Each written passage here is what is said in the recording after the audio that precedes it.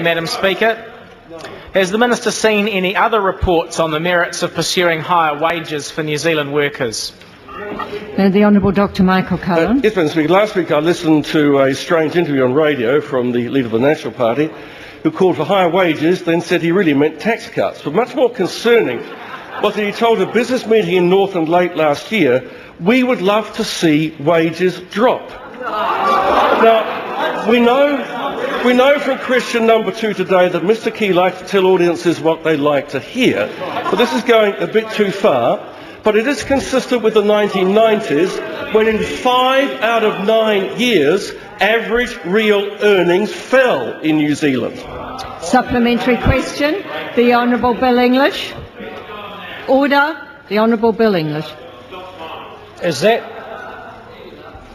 the best that the Minister of Finance can do in the face of the fact that in the last 5 years, estimated real net disposable income per person, that is the measure of the income each person has available to them, grew twice as fast in Australia as it did in New Zealand in the last 5 years? The Honourable Dr Michael Cullen. The fact is that despite the minerals boom in Australia, average weekly earnings in Australia are even barely faster than New Zealand.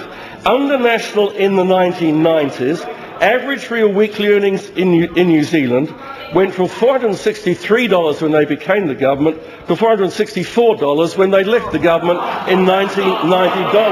That's National's record on earnings growth. Supplementary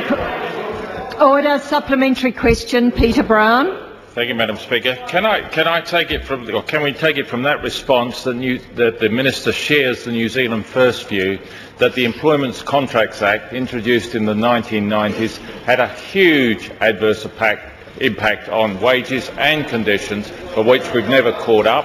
And will he, if he does agree with that, will he ensure that such legislation will never occur again in this country?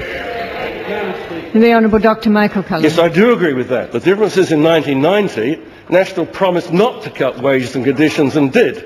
This time, National is promising to cut wages. No further questions. Then question